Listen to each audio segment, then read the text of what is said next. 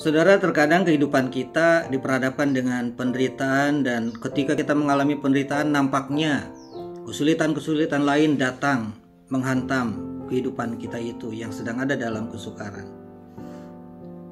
Bagaimana jika kita ada di dalam keadaan yang seperti itu? Dan bagaimana kita menyikapinya? Saya tertarik dengan sebuah cerita tentang sebuah keluarga miskin yang kebetulan tinggal di sebuah jalan yang di depannya ada toko buah yang lumayan besar, toko buah Giok. Toko ini rame, pagi, siang, sore, malam, selalu banyak yang mengunjungi. Tetapi dia juga memperhatikan bahwa tidak semua buah di toko itu selalu habis.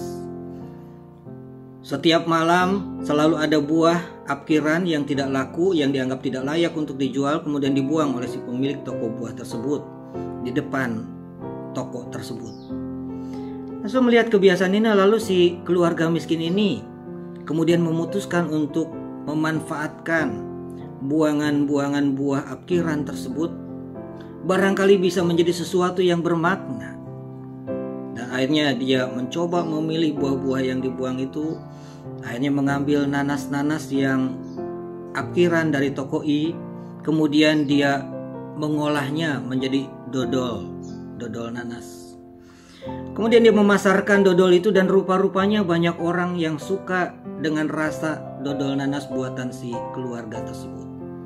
Hanya menjadi laku dan lumayan rame jualan dodol si orang tersebut. Melihat keadaan yang seperti itu, lalu si pemilik toko buah dia merasa kesal. Dia merasa iri akan kemajuan dari tetangganya itu. Lalu oleh karena itu suatu malam dia menulisi di pintu toko si penjual dodol di seberang toko buah itu dengan tulisan Tien Cetao. Maksudnya dia mau mengatakan bahwa Tuhan tahu bahwa bahan yang dipakai untuk dodol itu adalah buangan-buangan dari tokonya.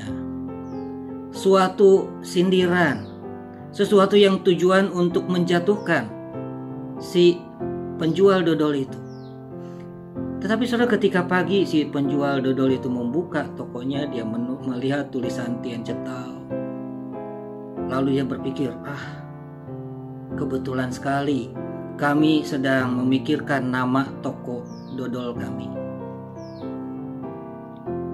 Nampaknya kata Tien Cetao itu bagus buat toko kami.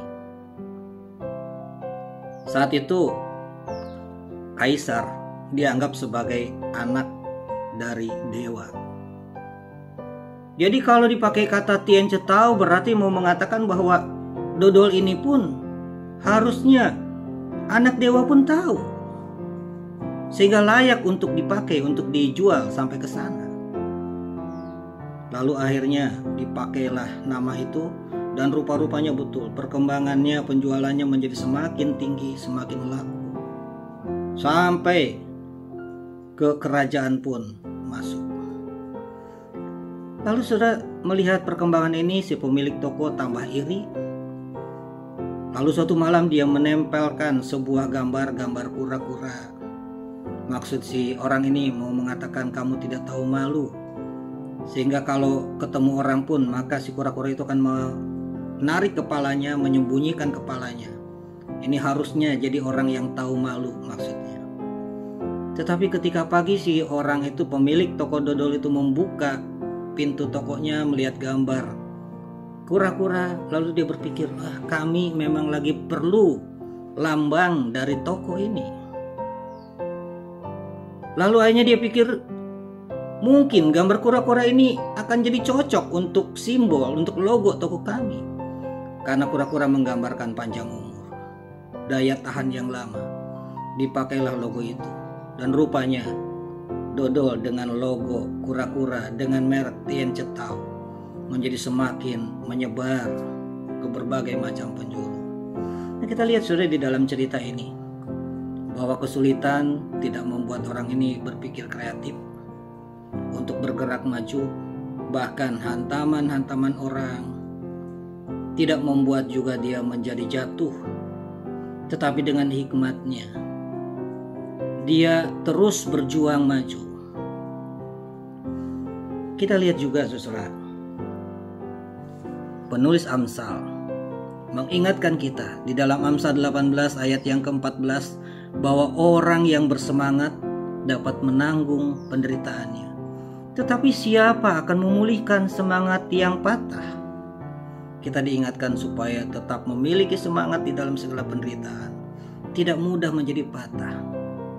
Dan kita yakin segala persoalan yang menghantam hidup kita, jika kita sikapi dengan bijak, maka itu akan semakin bahkan membuat kita semakin kuat, semakin maju.